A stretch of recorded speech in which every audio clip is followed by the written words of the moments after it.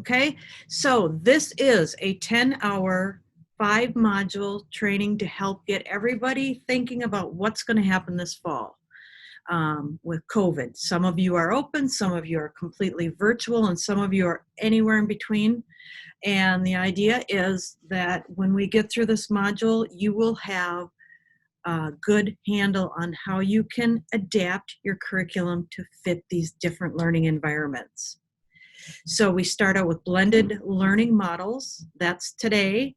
We're going to move into universal design. We have an intro on Friday. We have universal design. That's going to be lesson building on the 13th. And then you have some time and some modules to go through to explore. And then module 5, you'll actually be creating an artifact. So think about that artifact and think about what lessons you're going to start the school year with. And that will help you think through as we're going what lesson you're going to use and what it might look like. So I'm going to go out of present mode if I can. Jeez. I'm having trouble. Okay, so then the last module is creating that lesson. So in the fall, we're going to be in an environment that may or may not be as we plan because things seem to be changing daily. We know that. But there has been an opportunity with COVID coming along that's kind of tossed us into an unusual situation where we may not be used to using a blended model. Blended learning is combining the best elements of online, technology-rich resources and face-to-face education. This is a model that supports best practices in using technology in a way that helps learners to learn how to learn and to learn how to manage their learning and how to create goals and address those goals. We started talking about blended learning back in 2008. And needless to say, we're still talking about blended learning, but now it's taking on a new meaning to all of us. And I would say that's the benefit of the whole COVID thing, is that now we have a chance and some time to dig into blended learning and UDL and apply it in a way that makes sense for us and for our students. So our targets will be, the reflection piece is looking back at what we did when COVID hit and the schools closed instantly. How did we respond? What were the surprises? Target 2 is to think through and develop an effective design and delivery mode for wherever your students may be. Target 3 is how. So we're going to use this model of blended learning, and there's a whole bunch of adaptations that I'll show you as to how we can do this, and then you are going to do the work and apply that. So we're going to take 10 minutes, and what I would like you to do is get into breakout rooms. I'll put you in rooms, and just talk about what went well this year that we just got through with. Find out what unexpected surprises you have, the successes, and what did you learn about yourself and your learners. Okay, so at this point, I am going to put you all into breakout rooms for 10 minutes. We'll come back and I'll take a couple of comments and then we'll move forward. Do I have? We have 28 now. I think that's after we let others in. Okay, great. So looks like everybody's back just fine. So would a couple of the groups like to just report out what did you find was a common theme across your schools? What was different? You can go ahead and unmute your microphone, just pop in. Communication was difficult. Mm-hmm. Yeah. Making sure that the kids actually got their work. Thank you.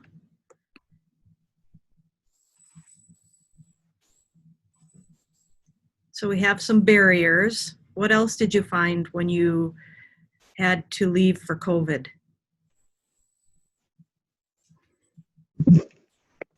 I think some of the surprises and successes were that students, some students really took charge of their learning and became really strong self-advocates for themselves.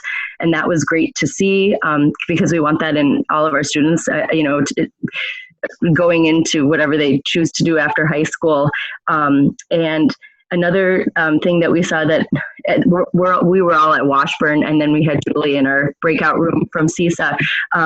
But we had a lot of students choose to extend their learning and work into the summer. We still have students working now on second semester classes. And they're continuing to reach out to teachers, ask for help, get feedback. And so that's been really, really a cool thing. And the district allowed us to have some flexibility with, how we work with students, when we work with students, and provided compensation over the summer for that. And then another thing, just some reflections that some of the other members in the group came up with, is that finding a way, even if we are in person, to incorporate more of that blended learning, more of the virtual side to their lessons, and I think that's important because we kind of don't know what September might look like. Right. Thank you. Did anyone have good experience going online with your students? What did you find out about your kids?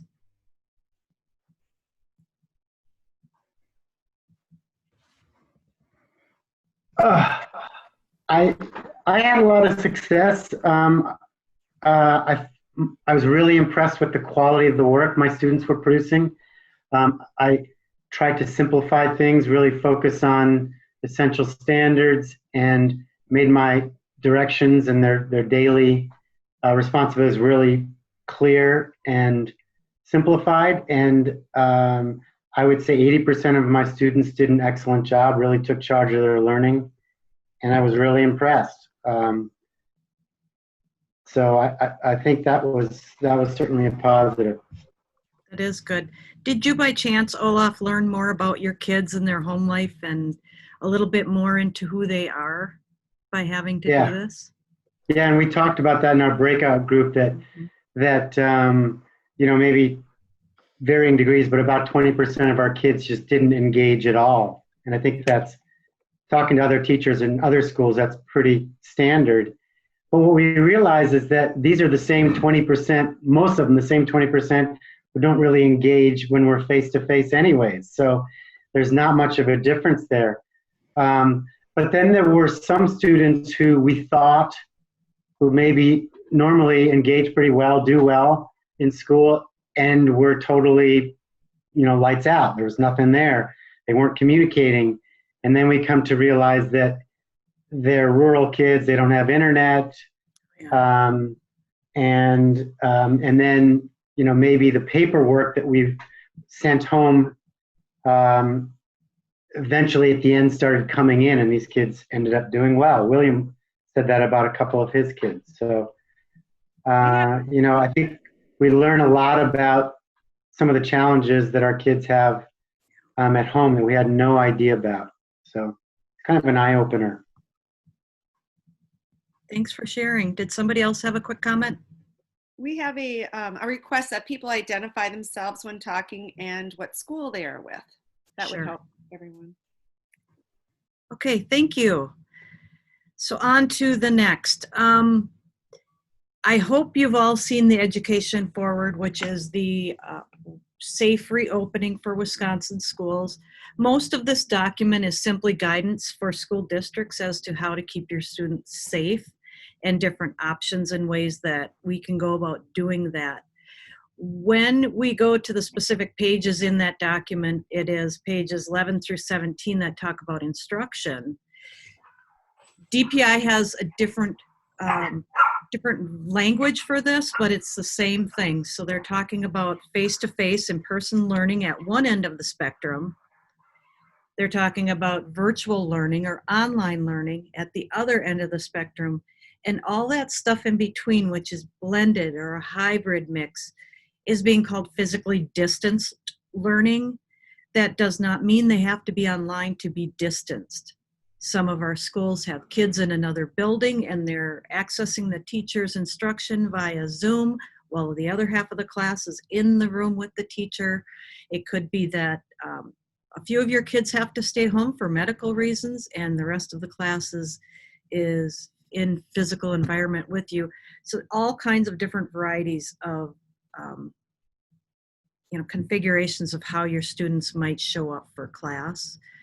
And this really gives us an idea that, if we do take our blended learning to this year, that it gives us an opportunity to actually start building from last year.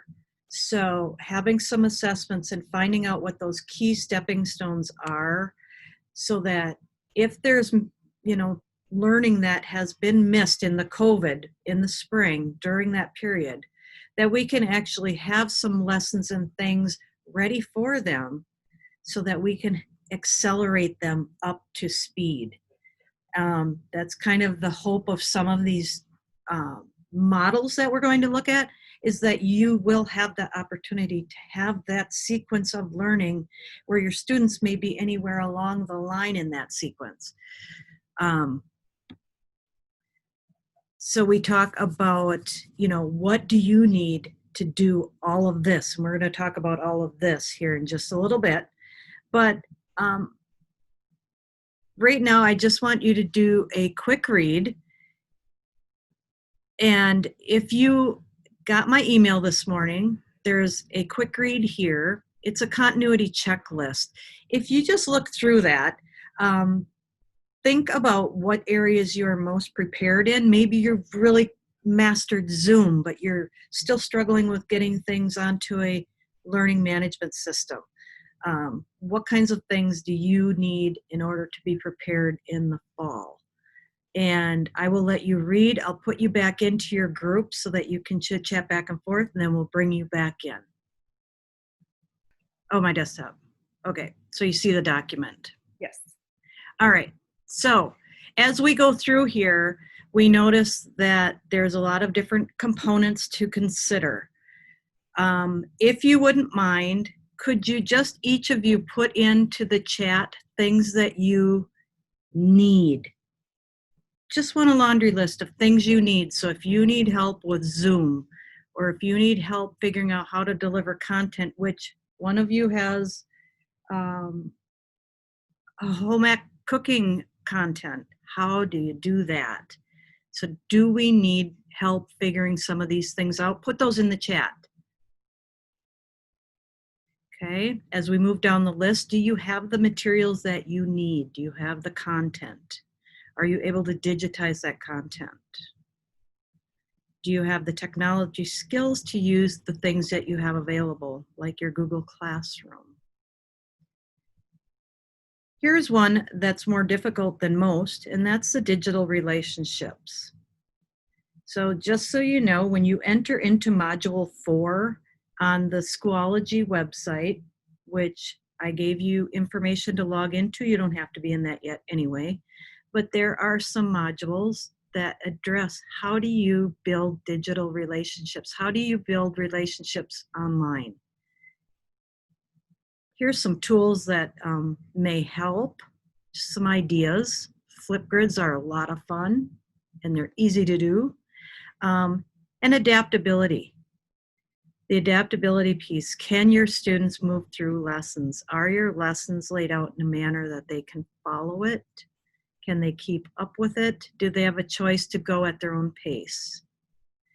And next off is assessment. How do you assess in the digital blended learning environment? So there are resources in Module 4, and there's also more trainings coming out through CISA 12, which will help address some of these topics. So be looking for that in the future. So are you putting your needs in the chat? Sue, are you getting them? Yes, they are. Okay, great. All right. So this blended continuum, this is what we mean by blended. It's from fully face-to-face to fully digital and all those things in between. What's in between are actually the blended models that we're going to talk about. So let's see, what do you know about blended learning and what are you wondering? We have a resource sheet with all kinds of documents that you can click on and read about what is blended learning, what models and what do they look like. So if you would, I'm going to send you to your resource sheet, and that resource sheet has all kinds of resources. Does everybody have that? Sue, could you post that into the chat? Yes. Then we have a Jamboard. You can go ahead and open the Jamboard. And I'm just going to keep us here in the main room. You can go and add on the Jamboard your ideas. So if you're finding key elements, what is blended learning all about? You can put your Post-it note here. And the Jamboard is a simple tool that allows you to collect little Post-it notes from all your learners. So here's my prompt. What is blended learning? What do you think it is? And put that out here. And that will be, I'll start my timer and we'll just give you a few minutes to be looking at that resource sheet.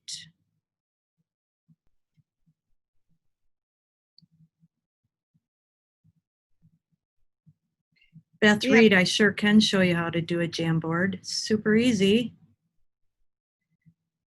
So all I'll do is open up a new tab, type in jamboard.google.com. Because I'm logged into my Google account, it just automatically knows that it's me. And here you can see my picture in the upper right corner. That's my Jamboard. So when you do a Jamboard, they automatically save right here. It's super easy. So you go down and click on the plus, and there's your new Jamboard. You have multiple pages. So if one page starts to get full or you have a different topic, you can do multiple pages. You can change your frames, and then there's your menu bar. So if I wanted to put a picture or a sticky note up to get you started, I can do that. Okay. All right, so I'm going to bring everybody back together and we're going to take a look at our Jamboard.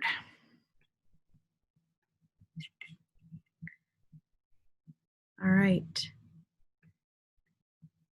So here's what we have when we look at what a Jamboard is. I'm sorry, the Jamboard is just this sticky notepad. Once you do the Jamboard in jamboard.google.com, it saves right into your Google Drive. So you have all these sticky pages archived. Mary, there were Yes. a couple of questions. Okay. Olaf asked if there's a way to identify who is posting a sticky note on the Jamboard. And I believe that if you have your Google account, it shows the little, ours are anonymous, but see the little, yeah. Ours are anonymous. Julie, do you know if there's a way to have them not be anonymous? I just initial my Post-its. I just have my people initial what they post so I know who it is immediately. Okay. That's probably the best way. And William said that Washburn does not have access to Jamboard. It looks like there's a paywall. Okay, so that may be an administrative function. So your Google administrator may have to go into the back end and turn Jamboard on for education. Should not be a pay deal to do the Jamboard. So let's get back to our slide deck. Blended learning. You guys have kind of targeted a lot of the different components of blended learning, where students are partially online. There's some element of control over time. That time can be spent in a virtual world or a face-to-face world. That time can also be spent in a synchronous session like this Zoom. We're all together, but we're virtual. But it could also be asynchronous, where I'm sending you a message and you all get that message at whatever time it is that you open it. This can be, this can take place over digital means. It can also take place over analog means. So the old-fashioned telephone is not out of the scope of options for you to use when you're trying to connect with your students in a distance or blended situation. The other part to the blended learning model is that you now have, or will start to build, a way for you to sequence your learning. So instead of thinking of your learning as one bunch in a classroom and you're all going to learn XYZ today, you may have little modules where X, Y, and Z are 1, 2, and 3 in a series. Students can move through those modules 1, 2, and 3 virtually or in a small group, or maybe even they move through some of those with the teacher in a small group. So we're trying to work into that idea that this blended model is more linear than it is like we're used to in a classroom. Your brick and mortar, everybody's in the same room. That's why these models are here for us to take a look at how we could approach learning in this environment. I'll make this a little bit bigger. Okay. Present so you can see better. Okay, so let's just move through these blended learning models. You'll notice that in the slide deck, you are able to click on the links for all of the resources where these things came from. We don't have time to look at all the models and the videos and the models in action, but they're here for you to go back and take a look at. So station rotation, this is the classic where you have kids in the room and they're doing 4 different group stations. This is a really popular way to rotate your students and give you more teacher in time with small groups and individuals. So if we think about this on a blended model, that online instruction that you see could happen at home or in the classroom or in another part of the building so that you can maintain distance learning. Lab rotation just involves a little bit of collaboration with your peers in that you're rotating students through a sequence of math, ELA, science, reading lab, and the teachers are working with small groups, but they're rotating. So you see that the teacher may stay in the same spot, whether it's virtual or in person, and the students are rotating to each teacher so that the instruction is smaller and more personalized. That also means that if you're doing math and science, let's just call it math, and you have students in 3 different levels, you have your kids that need to catch up from last year, you have your kids who are on target for this year, and you have your kids that are ahead, you can actually have those modules ready so that when those kids rotate into your class, you have level 1, level 2, level 3 for those math kids. And that gives you the time, that actually gives you the time to address those special needs in the small groups. Individual rotation is where those students will go, perhaps where they need to go. So they don't necessarily have a schedule for those, but they rotate as needed. And sometimes those are scheduled and sometimes there's not, but there's usually a central place where the instruction has happened. Flipped classroom is an interesting concept. And I hear a lot of people saying flipped is blended and blended is flipped. Well, it kind of is, but it kind of isn't. Because the true model of flipped classroom means that instead of me giving you 15 minutes of instruction about how we're going to handle this next chunk of learning, I'm going to make a video and I'm going to have that video out there for you when you're ready to look at it. So if we're entering math level 1, we're going to have a video and the students can watch that from home. They can watch that from another classroom in the building. If they don't have internet at home, maybe they have to come to the building, but their distance learning and they're separated in a lab where they can actually do this work.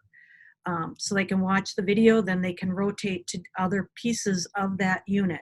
So there will be a time when they maybe are doing some online reading, and then maybe they're doing small group discussion, but then maybe they're getting together with the teacher. And that can be virtual, that can be in classroom, and maybe sometimes it's a mix. Sometimes you have a few students at home, you're gonna have to broadcast your discussion with them and have the kids in the classroom. It can get messy, but right now it's kind of the way we have to think about, you know, what are our options and how do we serve all of the students all of the time to meet those demands for equity, so that we make sure everybody is getting what they need. A flex model, this is just another one where the students are on a fluid schedule. They have different places that they can go, but they're also, you know, maybe they're small group in a lab hands-on setting, and that may be the only piece that's face-to-face. And the rest of it is virtual labs, working at home, working in small groups, however that turns out to be. The a la carte enables students to take an online course with the teacher of record, in addition to other face-to-face courses. Some of those kids may be in school with you for science. They may be online with somebody else for foreign language.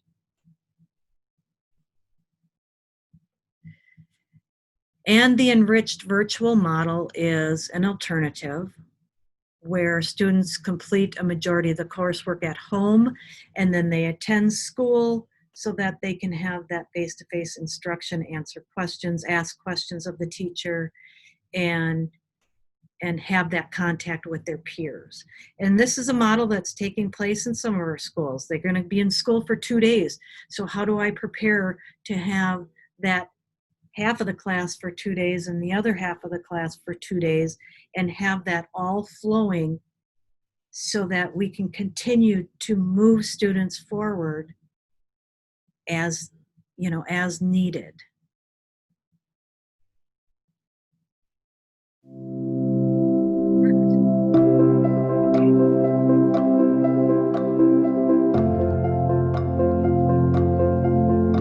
Oh my gosh, it's only been a year. It seems like we have accomplished so much work this school year. More than 50% of our high school students work to support their family. They don't work to buy nice purses or shoes. They work to pay rent. I said when we embarked upon this work that this was truly the first time that I felt like we were embarking on change that has the potential to be sustainable. Right now, it's totally different from where it was at the beginning of the year. The kids watch a flip video. When they come in the morning, they go into their Canvas, they input like a little assessment, and she's able to see if they've mastered this skill. From day to day, you never know what you're going to see, and it all depends on data. Everything is based on student needs. I think we learn a lot in stations because we do like fun stuff, but at the same time we learn. You have children on different pathways on the computer, and then you have groups of students working with her in small group. Count the vertices, count the edges, count the faces. I just like the fact that I can pretty much control my grade, and I can see it at any point. And like if I don't like where it's at, I can always pretty much bring it up by a few points.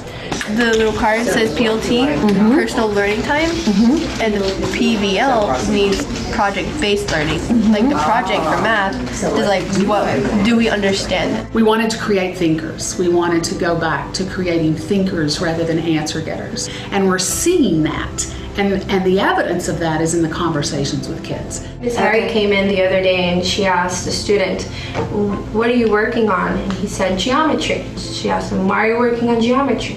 Because that's my lowest area that I did on my benchmark, so I need to work on that. That's my area of growth. I was just so proud because he said that. I'm like, yes. To be learning and to be refining practices, and that's been a journey, absolutely.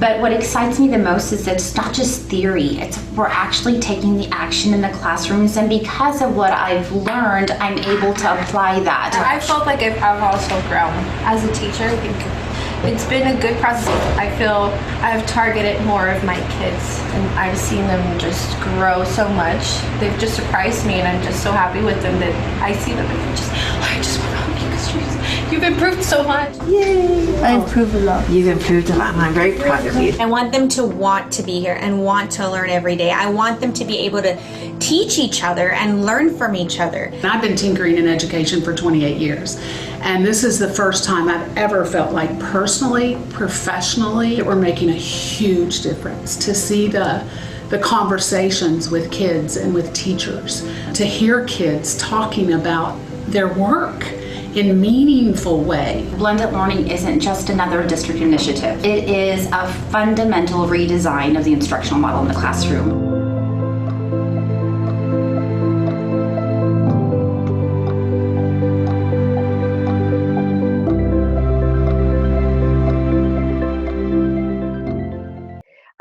We're going to bring it back in and take a look at the next slide here.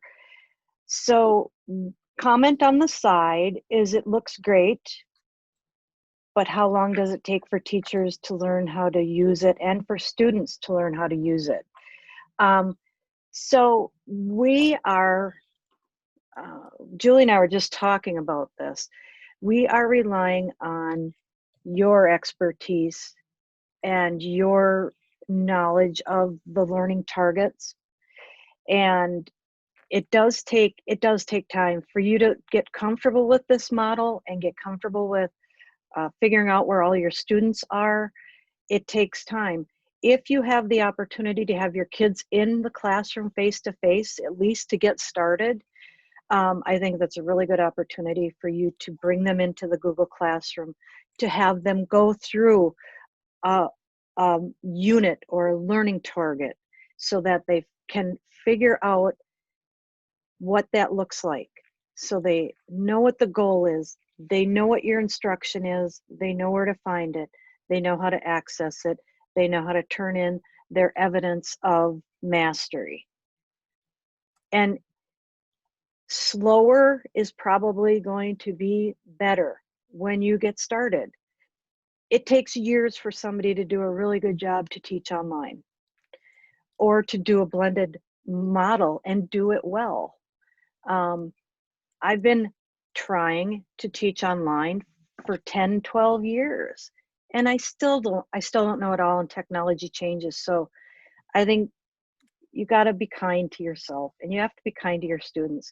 It is going to take time to get all of this mastered. However, if you think through preparing for fall, think of some of those, like Julie, you have that good verbiage of your learning targets. Think of those key things that they absolutely must know that are stepping stones for the next piece of learning, and see if you can create a 5-minute video explaining and talking to your kids. And Julie and I, we just talked about 5-minute videos, keep them short, do one take. I mean, all of my one takes are horrible, and I always want to redo them because I want them to be really good. They're not going to be really good. I don't look great. I sound dorky on a video, but I just have to get past that because that's them hearing your voice is a big part of doing that video piece. But the other part of doing that video piece is that now you can get kids started on a unit without them being in the classroom or with them being in the classroom. There's going to be a mix no matter what, because there may just be a few kids that cannot be in the classroom, and there may be a few teachers that cannot be in the classroom with all those kids. So we're looking at different models as a way to show you how you can divide a unit or a lesson up and have students move through those in, small groups, so that you're addressing, maybe you are focusing on 3 levels of mathematics: your pre-basic, your basic, and your advanced learner. And trying to figure out how to lay that out and prepare each learning target is going to be the part that's going to take a little bit of time up front. It's actually going to take a lot of time up front, and hopefully you have time in your districts to get that accomplished. So when we look at the models, okay, so we've got this blended learning, that's kind of the overall. DPI is going to call it physically distance learning. There's different rotational models, and it doesn't matter which model fits or how you change or morph into different models. That may be a fluid activity as your schools change and more students are in or out of school. But the technology and the pedagogy skills, once you kind of get the idea of how this is going to look in a horizontal lesson from unit to unit to unit, self-contained, I think that's going to really help you to see that you can adapt that to any of these learning environments. So the tools that you need and are going to need are definitely going to be things like your content management system, your Google Drive. It's going to definitely include some pieces like assessments where you have small check-ins. You may have a checkpoint and a demonstration formative assessment for each learning target. And in order for a student to move to the next learning target, they need to master this one. So you'll need to have those things in place. You'll need to learn to take your videos and just be like, I stink, but this is the way it is. And you get better, and actually people get used to looking at you being a dork anyway, so it's all good. Bringing humor and bringing some personality into your online instruction when you're meeting with kids virtually, it makes a difference. Some of those techniques that you use or you see other teachers use, because I love looking at models of other teachers doing this kind of teaching, because they do silly things. They have different types of ways to connect with their learners and make it personal, because you're not always dead serious in the classroom, so you shouldn't, think you have to be dead serious online. And the considerations are this: you've got your in-person, you've got your physically distance, and you've got your virtual, you've got your synchronous and your asynchronous pieces. And so figuring those pieces out in these little units can really help you to see how that blended, whatever it turns out to be, learning for the school year is going to roll out. There may be situations where you actually will have to broadcast over Zoom to some students at home while you have students in the classroom. So I may just have to sit here and share my screen and talk to my students in the classroom and talk to you guys online. And it all takes practice. So practice, practice, practice. Sometimes you can even practice with your peers, test out all those features for Zoom or for Google Meet or whatever tool you're going to use to talk to kids online virtually. Test out your classrooms. Also, really good idea to test it out in pairs. Look to your peers to kind of do some of that sharing, because if something happens and you get sick and you need somebody to help you fill in, that you've got somebody who maybe is sharing lessons with you. Maybe you're doing a math and an English assignment together, and giving you the opportunity to have others help you to do some of that online support. It may be a support person in your district who's helping you to manage the online. Look, I need Julie and Sue here to help me manage a classroom of 28. And that may be where you call each other in and ask for some support. So we have another activity here. I'm going to put 10 minutes on the clock. So if you go to slide 26, you'll see there's a DPI grab and go resource. I want you to do a quick resource dig, and then we're going to open the new Jamboard. Sue, can you put those 2 links over in the chat? And I will set the timer, and we're going to get on our Jamboard. And the question for this piece is, I'll make it nice and big. What tools are needed for the different types of blended learning that you're thinking about? Your wheels should be going. You're thinking about your learning targets and what your classroom might look at, and what skills will you need to learn. So I'm going to put 5 minutes on the timer and say, or 10 minutes, I'm sorry, and tell you to go.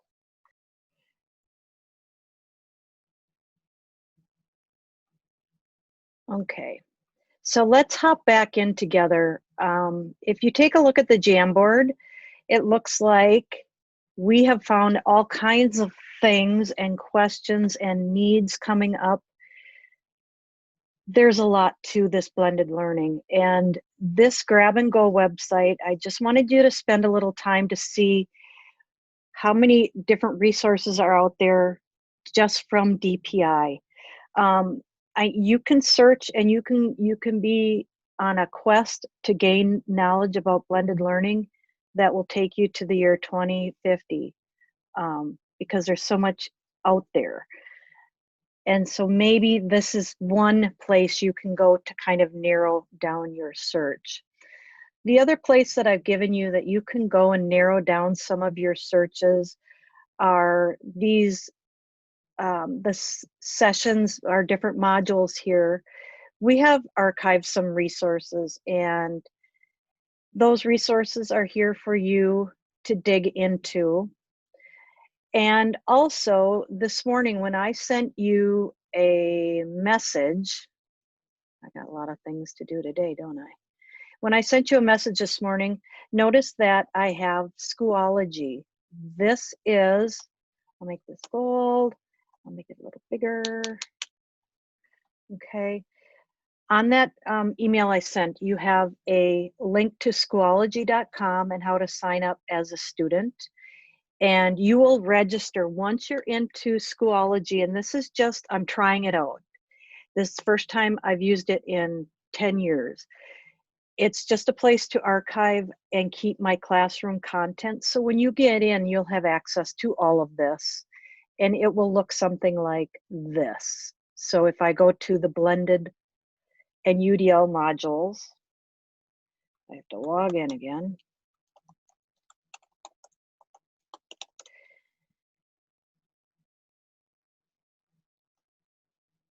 And you will notice that down under module 4, that's kind of your deep dive. Here's another place you can go and start digging into some modules. So for example, there's the Katie Novak YouTube channel. Really good stuff. All kinds of things about UDL and things that we're talking about right now. A deeper dive into UDL, which we'll be getting into on Friday, and so forth. So there's another spot that you can go. And along with that spot is a website that I built that has archived webinars and resources for things like Screencastify. How do you screen record yourself doing a 5-minute lesson?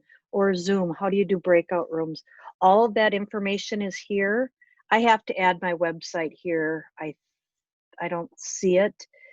But the tech end of things that have already been done, if you want to go and look at an archive, that's kind of where, you know, you're going to need some time outside of these sessions just to dig into all of our resources that we're providing for you. So grab and go. Yeah. Angel's wondering how you like Schoology versus Google Classroom. Does it have more to offer? Schoology has a discussion module where I can create a discussion. That's the most powerful piece of Schoology that I appreciate, is that discussion piece. Now, if I look at, you know, I can compare a lot of features. So like in the classroom, you have automatic link to Google Meet, which is how you can set up little meeting rooms for your students. You can put up a, you know, technology check-in time for families if you wanted. So the links are there, and the tool is built into Google Classroom. So in Schoology, I have to, if I'm going to have you go and hop into a Zoom, I have to put that link there and set it up in my Zoom account outside of Schoology. So it's a little this, little, and that right now that I'm finding are different. Excuse me, Sue or Mary, could you let in Chris Gaber? She's in your waiting room. She lost internet for a little bit and she's asking to be let in. I already let her in. You did? Okay, thank you. Yep. Okay. A while ago, so I'm hoping she can. So we're going to look at a couple more little pieces, and I'll try and get this one right the first time. Here's Classroom talking about why, what, how, and when, and what you need to actually think about doing station rotation models. Now I'm going to share my screen. Hold on. Stop sharing, and then I have to reshare my screen. See, I'm learning. Share my computer sound. Okay. But Mary, it was coming through. Okay. Yep.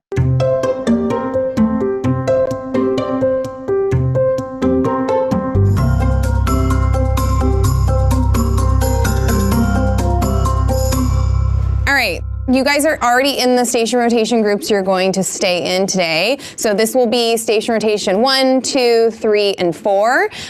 Each of the rotations has, I think there's a lot of reasons why it's effective. I know for me, there's really clear reasons why I do it. You know, a lot of teachers are dealing with large class sizes, and it can be really challenging to personalize instruction, to differentiate instruction for really varied skill levels. So for me, it creates these smaller learning communities within the larger class and creates more opportunities for me to work with small groups of students. There can be multiple stations that don't require technology or have technology. They're completely offline stations, and that flexibility makes it really attractive for a lot of teachers, particularly those of us who don't have a ton of technology at our disposal. And so what I tell teachers when I'm training is go horizontal with your agenda, which means lots of teachers plan their lessons with a linear agenda. We're going to do this first, and then this, and then that. And they might have 3 or 4 tasks on the agenda for that day. And so my idea is if you kind of go horizontal and you just take each of those tasks and make it a station, it's an easier way to kind of go from a traditional lesson plan to a blended lesson plan. So if we're going to read an article, if we're going to have a discussion, if we're going to go over grammar, why not have a small student-led discussion group, a small group reading and doing annotating, and then one group over here doing the online grammar piece. So we're still getting through everything that would be in a traditional agenda, but it's happening in stations as opposed to us walking through it kind of lockstep as a class. And when you move through a lesson lockstep as a class, there are fewer opportunities for kids to get support, ask questions, and so stations just create that kind of natural environment where kids can collaborate, they can problem solve together and ask each other questions. So for Station 1, they were doing a blast on audience, purpose, and style, and they are working on an argumentative piece for me about a topic of their choice, some debatable issue, and so they had a better understanding of different styles and different purposes. And then after that, I had them thinking about, after they blasted out their response to the question, I had them thinking about the argumentative piece they're writing for me and start thinking, who's your audience? What style is appropriate for this audience? They're going to be writing a vignette because they're reading House on Mango Street. It's just a series of vignettes, and that's been really challenging for them because it's an unconventional structure or style of writing. And so I wanted them to know what a vignette was, and I was checking out the blasts that support writing, and I thought, okay, if they're going to do anything well, I want them to do the description, the sensory-rich details and stuff in their vignettes, so that's why I chose that one. The blasts are just really nice, fun, kind of bite-sized pieces of information. And so when we're tackling specific pieces of writing, if there's a blast on it where I can just kind of expose them to some quick information, get them thinking about it, it's an ideal way to introduce a topic before I'm actually asking them to write to a specific audience or for a specific purpose or using a particular style. I like that it is more interactive. You get to see what your peers put in as well, and then you get to review it and have other people review your work as well. And that you're using technology and it is not using paper and writing, it's actually having a screen in front of you, which is kind of like a safe haven for us sometimes. This group over here is going to be watching a grammar video on commas and compound sentences. If you guys have the split earbuds, that would work better than having the volume. I went right into the grammar workbook that's part of Study Sync and found a lesson on commas and compound sentences because I had done a pre-assessment and that was an area they were really weak on. And then after their first couple pieces of writing, it's definitely an area that they needed practice on. So then I went into the grammar workbook and reviewed the explanation of commas and compound sentences, created my video from there, so it was kind of, they could watch it at their own pace and pause it, and then I literally used one of the practice sheets and just made copies of it so that they could apply what they had seen in the video. The word and is a coordinating conjunction. And coordinating conjunctions are like the glue that hold two main clauses together when you're building a compound sentence. So a lot of teachers, when they hear about the flipped classroom, they like the idea of it, the whole purpose of it, but they're concerned that kids don't have access to technology outside the classroom. And so one way to kind of combat that, if you would like to allow students to pace their own learning, whether watching a video or reading something, is to use one of the stations, the online learning stations, to allow them to watch a video.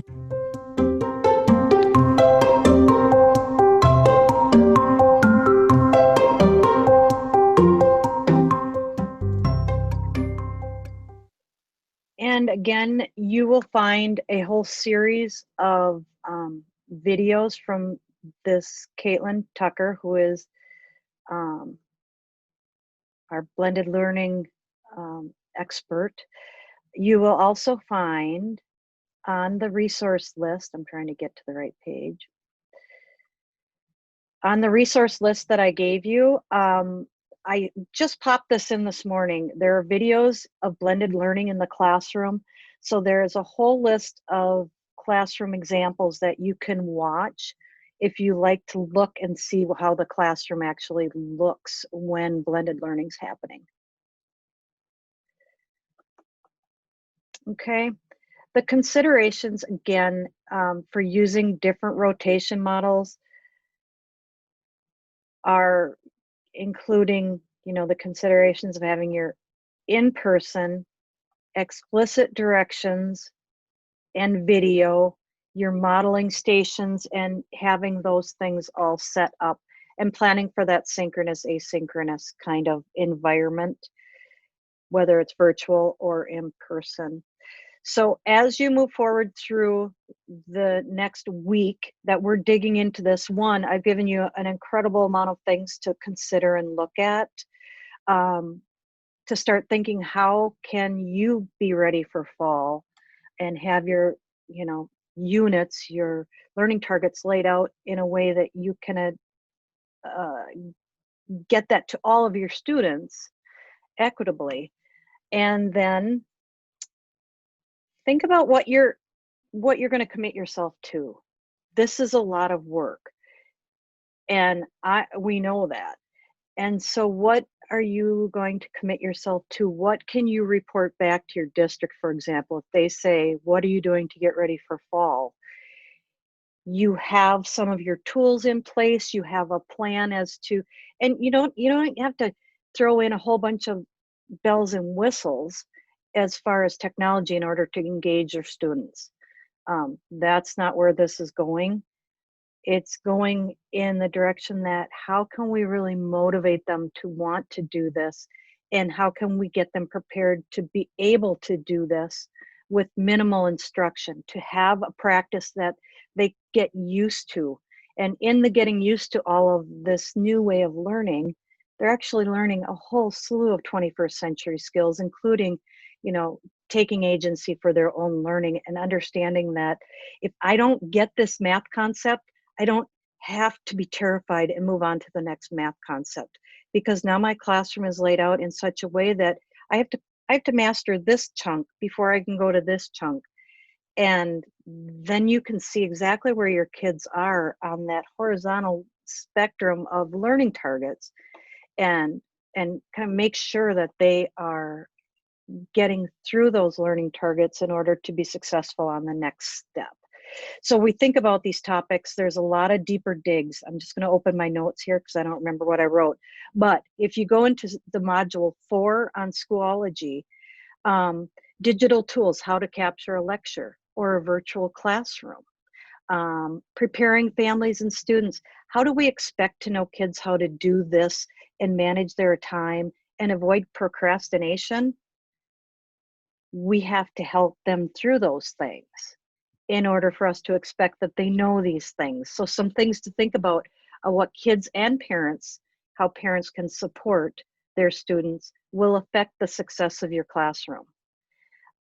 Building community is another topic. How do we actually build community and keep those kids engaged? How do we drag those kids in who are hesitant, and they're the hesitant one in face-to-face, and it may be worse for them online? How do we help them to get over that? How do we help include them and adapt to their needs? Social and emotional skills. What are we going to do each day? First thing I'm going to do is check in with my kids to make sure everybody is okay. You know, what kinds of things can we do for that morning meeting that will help our kids understand that everybody's going through this and having the same, you know, thoughts and worries. How will you give feedback? Huge piece to online learning. How are you going to give feedback? If you're not going to give feedback on an online piece of work, you better let your students know, because feedback is the main driver of success for students online. They look for your feedback, they rely on your feedback. You can't always give them feedback every time. So if that's the case, you need to let them know. So are you thinking about all these different components that are going to go into your lesson?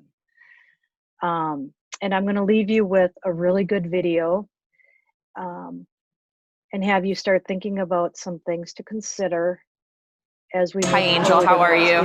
Good. Nice job, Mr. 6.10. So one of the toughest challenges students face when they walk into classrooms is they feel tense. They're worried about being put on the spot, especially if they're behind or don't understand the skill.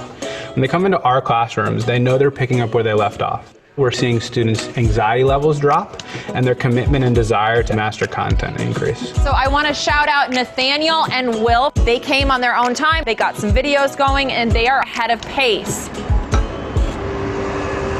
Eastern High School is located in the Capitol Hill neighborhood of Washington, D.C. Being 100% free and reduced lunch, our students come to us with varied levels of academic performance.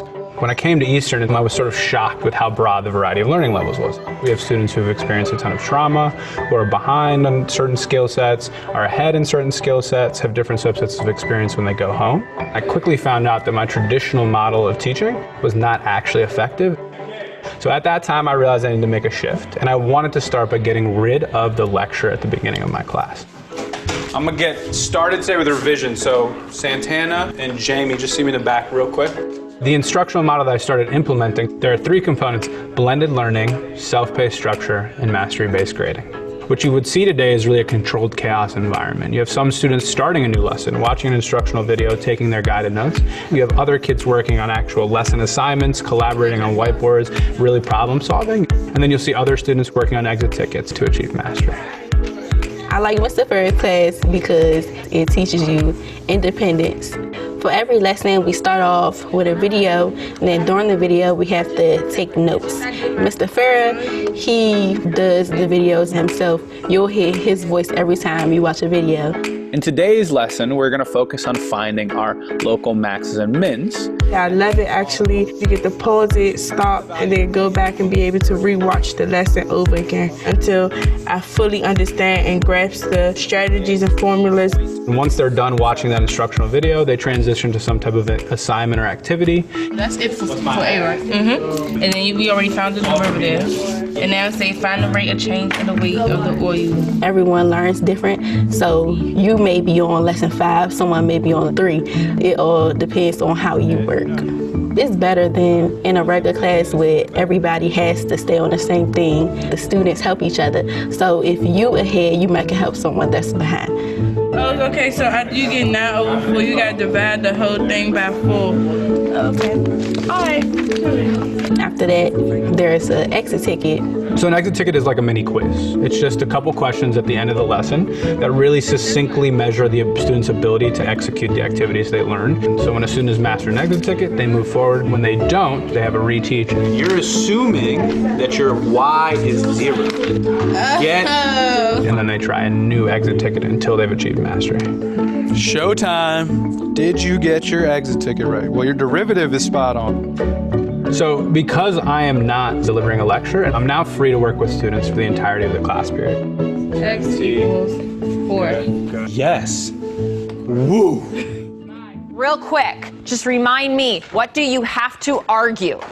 Who is more responsible for perpetuating the Cold War? I'm going to meet with a few people on topic sentences first. The video instruction makes me feel like I've been able to clone myself. Instead of needing to explain a concept and then re-explain the concept and then say it again, I'm giving the instruction on the video, which frees me up to work one-on-one or in small groups.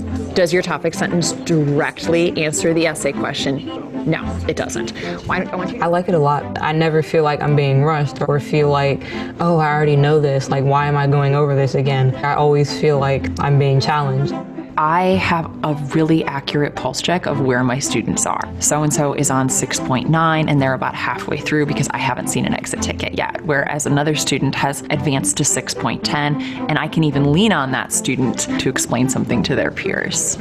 Okay, so you're only going to use 2 quote explication charts. Your 2 strongest ones. I think it helps with your time management. A couple days ago, I had to stay after school to get my work done because I was slacking a little bit. When you miss a class, you can watch the video at home to catch up.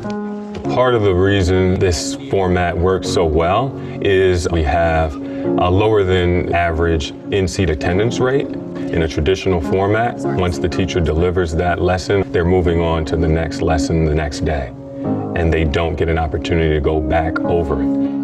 I've had students who, sadly, in a traditional classroom, they simply would have failed the quarter due to their number of absences for legitimate reasons and often sometimes really heartbreaking reasons.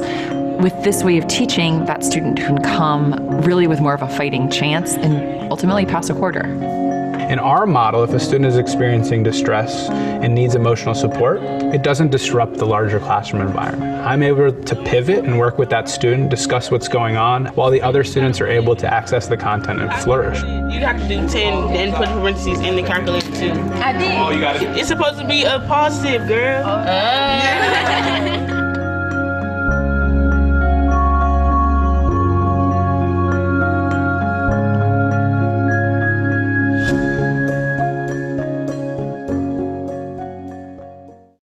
All right, gang. I hope that video helps to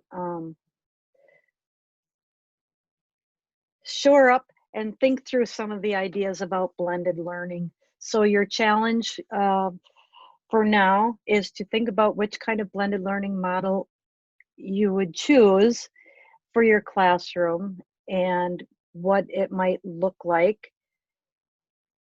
And then we will meet again. Oh, it is Friday the 6th, right? 7th. Got it. Editing on the fly.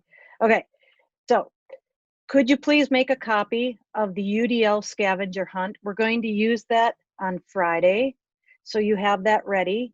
The link is here, the link is down below, the link is also back here on your resource page.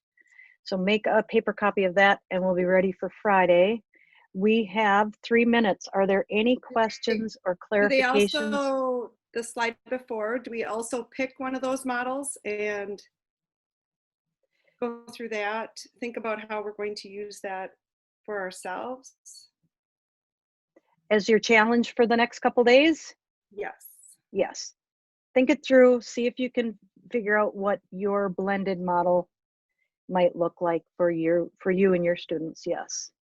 Okay, and then we can check in on Friday to see.